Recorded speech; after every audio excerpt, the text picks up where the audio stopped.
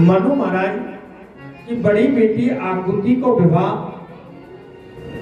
जो है रुचि प्रजापति के साथ में भयो।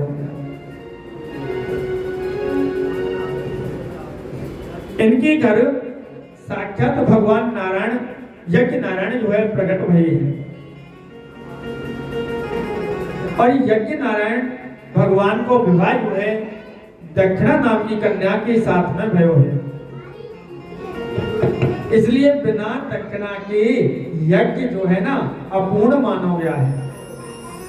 इसलिए कहीं यज्ञ कराए, अनुष्ठान करावे, कोई भी भगवत कार्य करावे तो ब्राह्मण को अवश्य दक्षिणा देनी चाहिए।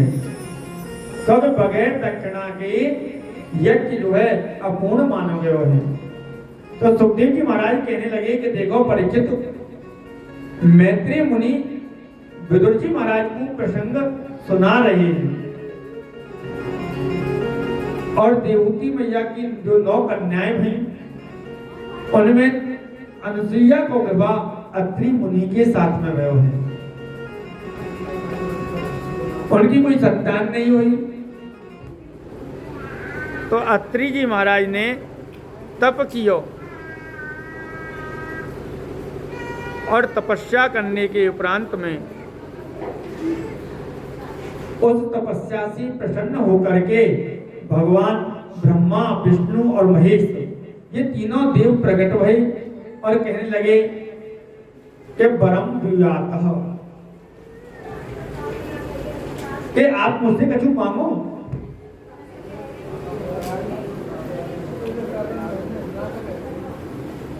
आप हमसे कछु मांग लो।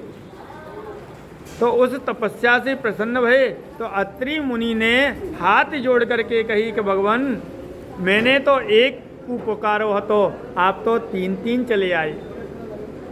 मैंने तो एक को ही पुकारो हो तो और आप तो 3-3 चले आए और मेरे सामने 3-3 खड़े हुए हैं। भगवान मुस्कुरा करके कहने लगे कि हम देखने में ही 3 हैं लेकिन वास्तव में तो हम तीनों एक हैं। आप हमें एक ही समझिए, बोलो तुम्हें क्या चाहिए। तो अत्रि मुनि कहने लगे महाराज मैं तो संतान की कामना करता हूँ। तो तीनों ने ही तथास्तु कह दियो है और तीनों ने जैसे ही तथास्तु कहो तो फल स्वरूप तीनों ही भगवान जो है आज तीनों ही बेटे बन गए हैं। और माता अनुसुईया की इस चरित्र को तो है कोई समझ ही सब जानते ही हैं,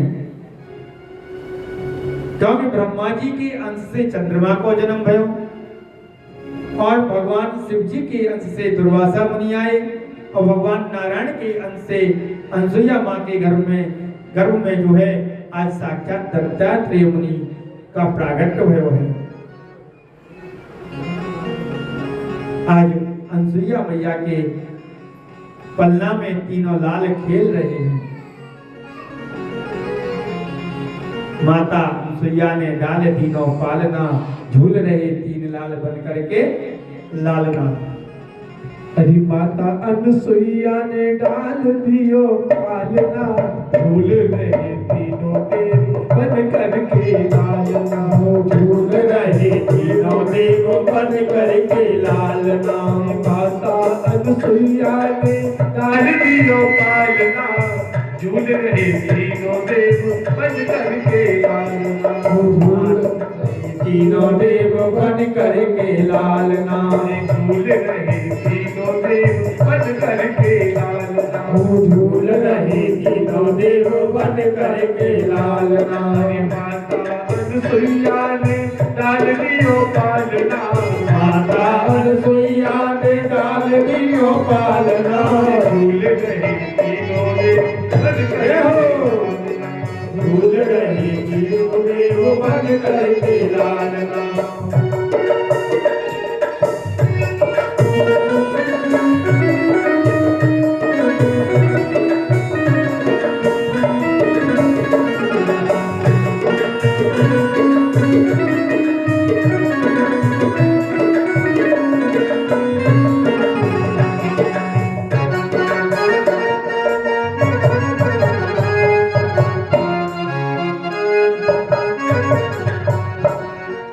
मैत्रेय महाराज कहने लगे, देखो विदुर जी, मनु महाराज की सबसे छोटी बेटी है प्रसूति देवी, और प्रसूति देवी को विवाह दक्ष प्रजापति जी के साथ में भयो,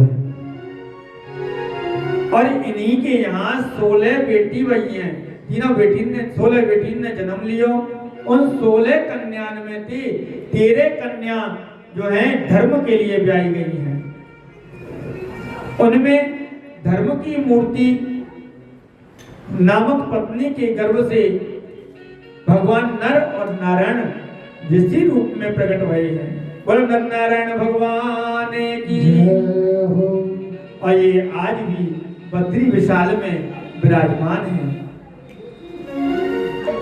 स्वाहा नाम की एक बेटी अग्निदेव को ब्याही गई, और स्वधा नाम की बेटी पितरन के लिए ब्याही गई, और एक बेटी भगवान शंकर को ब्याही गई है। जो भगवान शंकर को ब्याही गई वाको नाम है सती। शिव पत्नी सती देवी की भी कोई संतान नहीं भई है, क्योंकि एक बार दक्ष प्रजापति ने भोले बाबा को अपमान किया है, जिसे देवी सती सह नहीं सकी, और माता सती ने अपना शरीर यज्ञ मंडप में ही त्याग दियो है। विदुर जी महाराज ने चौंक करके मैत्रेय मुनि से पूछी कि भगवान आश्चर्य हुए हैं कि भोलेनाथ तो परम सुशील स्वभाव के हैं, साक्षात करुणा के अवतार हैं, दया मूर्ति हैं, क्योंकि शिव को अर्थ ही कल्याण है। शिव का जो अर्थ होता है ना वो कल्याण ही है। ऐसे कल्याण स्वरूप भगवान शिव से भला दक्ष ने द्वेष क्यों किया?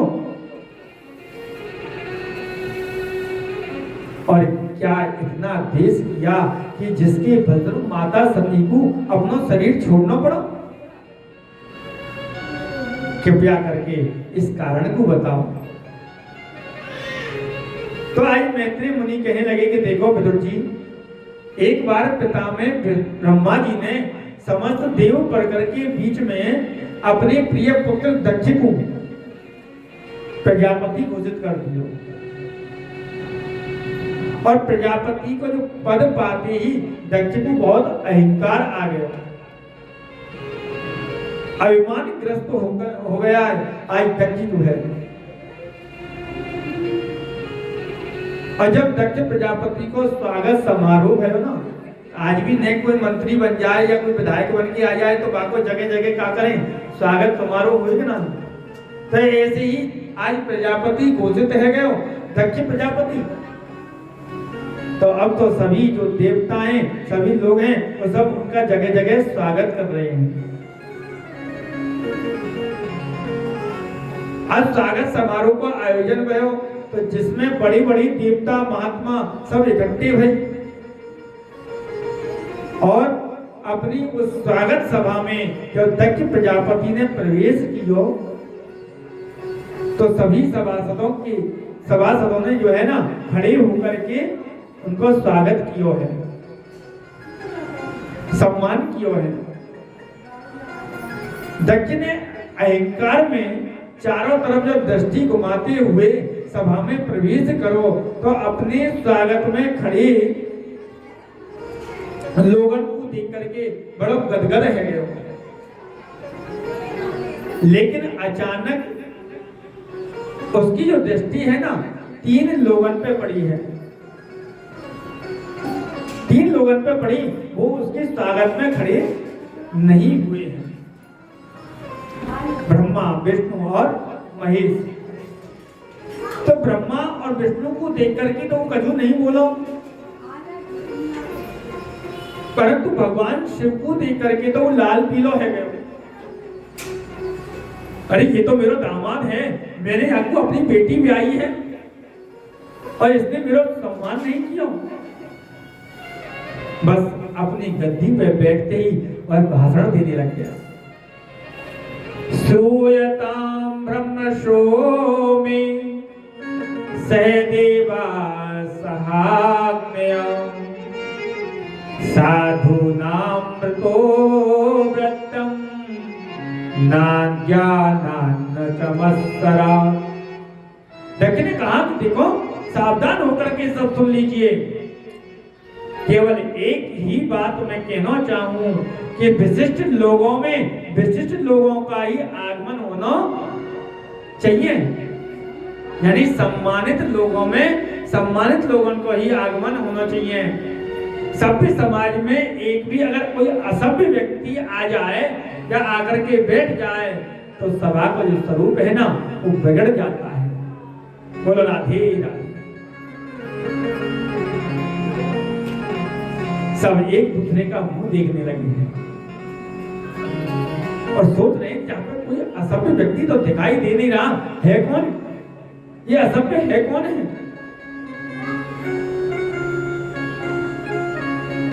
ये दक्ष प्रजापति किसकी तरफ इशारा कर रहे हैं, किसके बारे में ये कह रहे हैं? अब तो सब लोग इधर उधर देख रहे हैं। तो दक्ष प्रजापति कहने लगा कि देखो तुम इधर उधर कहां देख रही हो, तुम्हें ये शंकर दिखाई नहीं पड़ता? विशिष्ट लोगों में बैठता है तो शिष्टाचार आना चाहिए ना। 24 घंटे भूत प्रेतों के संग में घूमते रहने वाला क्या शिष्टाचार जाने, क्या सभ्यता समझेगा? ये तो हमारे लिए कलंक है। अयम तो लोकपालानाम यशोभो निरपत्रयम्, लोकपालों में हमारी प्रतिष्ठा की यश को धूमिल करने वालों है, नष्ट करने वालों है। अर्थात लज्जा तो इसमें बिल्कुल है ही नहीं। बोलो राधे राधे। आज भगवान शिव को जो है बुरी तरह से गालियां देने लगा है। एक संत कहते हैं कि ठीक ही कह रहा है, इसने क्या कहा, ये हम लोकपालों की यश को धूमिल कर देता है तो ठीक बात तो है ना। क्योंकि मुख्यमंत्री जी की सभा हो और चारों तरफ से उनकी जय जयकार या जिंदाबाद के नारे नहीं लगे तो उसी समय मुख्यमंत्री की सभा में जयकारे लग रहे हो और उसी समय अगर कोई प्रधानमंत्री आ जाए, अगर प्रधानमंत्री जी आ जाए तो सारी जनता मुख्यमंत्री को छोड़ करके किसको जयकार लगावेगी? हैं? प्रधानमंत्री का ही लगाएगी ना। तो सारी जनता मुख्यमंत्री को छोड़ करके भागेगी कि नहीं भागेगी? बोले बिल्कुल भागेगी और फिर प्रधानमंत्री के ही जयकारे लगाने लग जाएगी। तो उनके सामने अपने से बड़ा कोई महान व्यक्ति आ जाए तो छोटा व्यक्ति तो उनके सामने धूमिल हो जाता है। बोलो राधे राधे। तो भगवान शिव का ऐसा प्रभाव है, ऐसा तेज है, ऐसा वैभव है कि जहां भी जाते हैं बड़े बड़े लोकपालों का यश इनके सामने धूमिल हो जाता है। ऐसा तेज है। निरपत्रपः का एक अर्थ और है कि निर्लज्ज। दूसरा अर्थ कहते हैं कि संसार में जिनका कोई त्राण करने वाला, रक्षा करने वाला नहीं, संसार में जिसका कोई रक्षक नहीं होता, ऐसे अनाथों को रक्षा प्रदान करने वाले, आश्रय देने वाले कोई और है? कौन है? भगवान शिव है, जिनका कोई नहीं। अरे भूत प्रेतों का कोई रहता है क्या? है? शमशान में कौन निवास करता है? मेरी भोलेनाथ करती है। क्योंकि देखिए जब एक बार भूत प्रेत सब रोते रोते आ गए, भूत प्रेत सब रोते रोते आ गए तो भोलेनाथ से कहने लगे, प्रभु हम कहां जाएं? महाराज किसी के घर में जाने की कोशिश करें तो लोग वहां से हमें छू करके मंत्र पढ़ करके और भगा देते हैं। कोई जल लेकर के अभिमंत्रित कर दे, कोई गंगा जल मारे, कोई गायत्री मंत्र पढ़ दे, कोई बोतल में बंद करवाए दे। यही बात है ना है? तो मेरे घर आ जाओ। भगवान कहने लगे कि देखो महाराज, आप अगर कोई जगह नहीं दे तो आप मेरे घर में आ जाओ। भोलेनाथ ने कहा, सबको छोड़ दो, मेरे घर में आ जाओ, और सबको बुला बुला करके अपने घर का सदस्य बना लिया। और जब विवाह हो रहा था तो देवताओं ने खूब हाथ जोड़ करके कही, महाराज देखो इन्हें बारात में मत ले जाइयो, इन्हें बारात में मत ले जाना, नहीं तो विवाह होना मुश्किल है जाएगा। तो भोलेनाथ ने कहा, विवाह होवे या नहीं होवे, लेकिन बारात में तो ये अवश्य जाएंगे, क्योंकि ये हमारे घर के सदस्य हैं, हमारी शादी में जरूर जाएंगे। तो फिर भगवान नारायण को भी कहना पड़ गया कि ठीक है, आप अपनी बारात लेकर बाद में आना, हम लोग अलग चलेंगे, हम लोग अलग से चलेंगे। तो भोलेनाथ ने जिन्हें आश्रय दिया है उसे कभी नहीं त्यागा जा सकता है। ऐसी शरण दाता है, ऐसे परम अशरण को शरण देने वाले मेरे भोलेनाथ हैं। ऐसे ही एक बार सांप बिच्छू भी जो है ना, वो भी रोते हुए भगवान के पास में आए हैं। कहने लगे, महाराज आपने हमें पैदा ही क्यों करो, आपने हमें पैदा ही क्यों कियो? तो शिव ने पूछो कि तुम्हें क्या समस्या आएगी? तो सर्प बिच्छू सब कहने लगे, महाराज हमें जो देखता है ना, बस महाराज जो हमें देख ले कोई हमारे मुंह कुचल दिए और कुचल करके हमको फेंक दे।